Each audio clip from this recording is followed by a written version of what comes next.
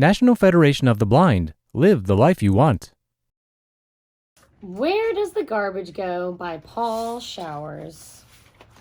Oh, here's the cover.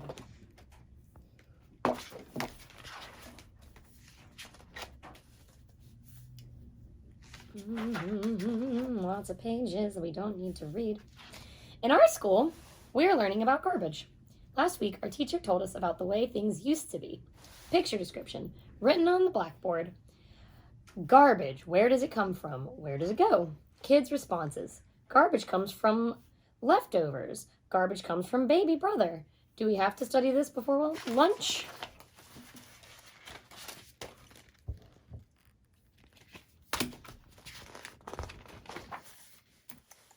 She said there was a time when people who wanted to get rid of something just threw it into the garbage can. They threw in garbage like orange peels, chicken bones, the food they didn't eat. They threw in trash too, empty bottles, tin cans, cardboard boxes, old newspapers. When you put garbage and trash together, you call it waste. Picture description, dog looking at table scraps in garbage. I would have eaten that.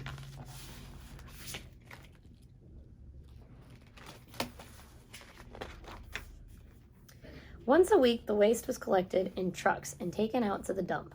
In the dump, there were piles of garbage everywhere and all kinds of trash. Old tires, broken bottles, tin cans, old newspapers, broken chairs, and sofas. In summer, the garbage rotted and made a terrible stink. Rats came to eat it. Millions of flies buzzed around. The dump was a great big mess. Today, some towns still have dumps where they leave their garbage and trash.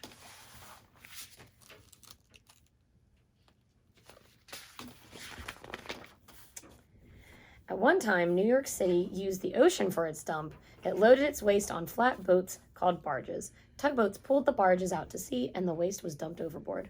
Most of the trash sank, but some of it floated. Often it floated right back to the beaches where people were swimming. Ugh, yuck. Picture description, fish swimming over garbage. Ugh.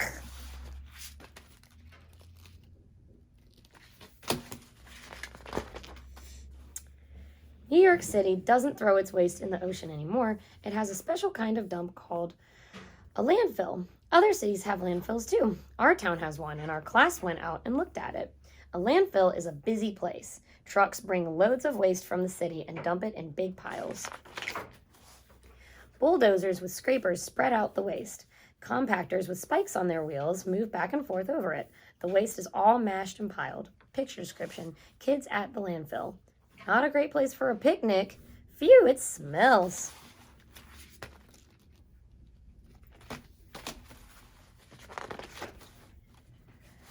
After that, trucks bring loads of soil. The bulldozers and compactors spread the soil over the waste. The soil covers up everything. It keeps out the rats and flies. Then the landfill is ready for more waste. Then comes more soil to cover it up. Then more waste and more soil, layer after layer. A landfill keeps piling up. It gets to be a little mountain. Picture description, a cross-section of landfill showing 3 layers of soil and waste.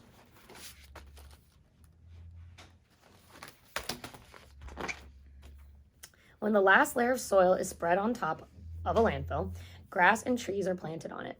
The landfill becomes a park or a playground. Then the city has to start a new landfill. Waste never stops piling up. Picture description, a pie chart titled, What is in our landfill? 50% paper, 13% food and yard waste, 10% plastic, 6% metal, and 1% glass, and 20% other.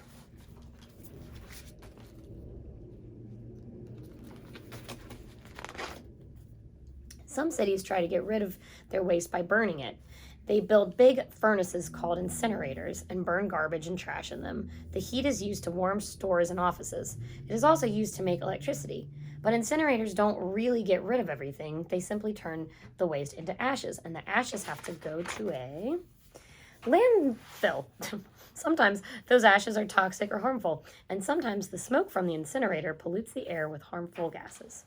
Picture description. Diagram titled, How an Incinerator Works. Trucks bring garbage. Garbage is fed to a furnace. Furnace burns garbage in about 30 minutes. Gases from the burning garbage must be carefully cleaned and filtered, and clean gases are released.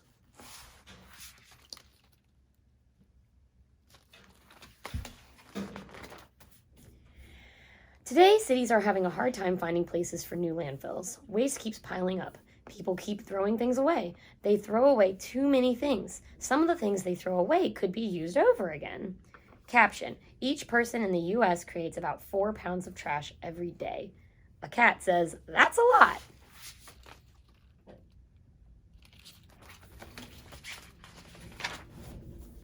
Many cities are now trying something that is new for them. It is called recycling. Recycling means making trash into something new instead of throwing it away. Picture description: recycling symbol with a caption. Almost half of the trash we throw away could be recycled. Look for this symbol on glass, metal, and plastic containers that can be recycled. Our city is recycling. We still put garbage in the garbage can, orange peels, chicken bones, the food we don't eat, but we keep empty glass bottles in a separate box. Aluminum cans and foil are kept separate too. When we put the cans and bottles at the curb, we pile old newspapers beside them. We flatten our cardboard boxes and pile them next to the newspapers. When the garbage truck comes, it picks up only the garbage and takes it out to the landfill. Other trucks come for the bottles and cans and newspapers. Those things don't go to the landfill anymore. Our city sells them to factories and mills for recycling.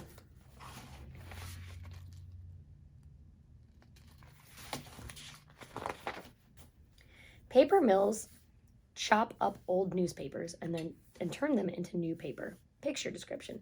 Diagram: paper is shredded into pulp. Pulp is washed and bleached. Water is drained from pulp, and paper is dried and rolled. Aluminum factories take aluminum cans and foil and melt them to make new cans and rolls of foil. Picture description. Diagram: cans are chopped. Decoder takes off paint from metal scraps with hot air, 900 degrees Fahrenheit. Scraps are melted in furnace, 120 degrees Fahrenheit, and melted aluminum is poured into molds.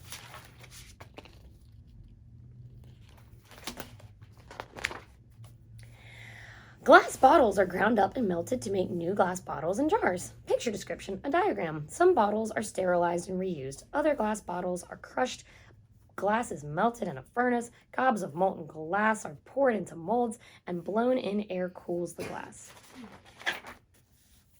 Even plastic can be recycled. Plastic factories chop it up and turn it into things like flower pots and park benches. Picture description. Plastic is chopped into bits. Bits are washed and dried. And plastic is melted and poured into a mold.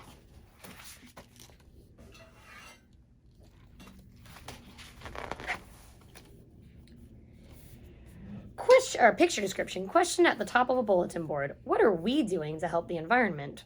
We're separating our trash and recycling. We put our food scraps in the compost heap. Tiffany.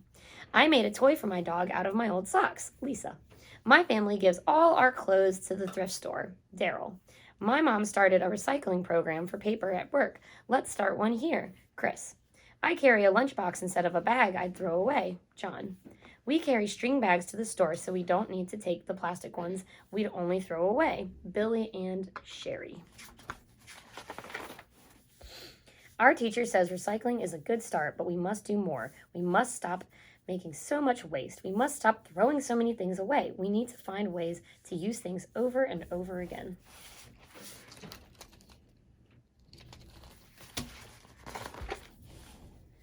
That's what we have done at home. We used to bring our groceries home in paper and plastic bags. When we emptied the bags, we threw them in the garbage can. When we did that, we were just making more waste to pile up in the landfill. We have stopped doing that. Now we use string bags. They hang on the kitchen doorknob. When we go to the supermarket, we take our string bags and put our groceries in them. Picture description. The cashier says, "Need a bag, kids?" And the girl says, "No thanks, we have our own."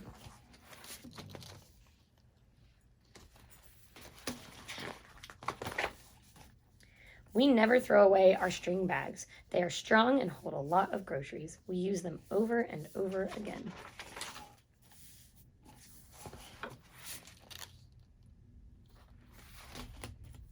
All right, that's the story. And here are some questions to go along with the story. So you can answer these either verbally, as in you can talk them out with somebody, or preferably you could braille them and braille up your answers and practice your braille writing. So, number 1, describe what we used to do with garbage. Where did it go before? Number 2, describe what we do with garbage now. How has the process changed? Number 3, what is recycling? How do we recycle? Number 4, how does recycling help the planet? Number 5, this book was written almost 50 years ago. How do you think things have changed since then? Number 6, describe 3 things you already do to reduce waste in your home or school. And number 7, describe 3 new things you can start doing to reduce waste even more.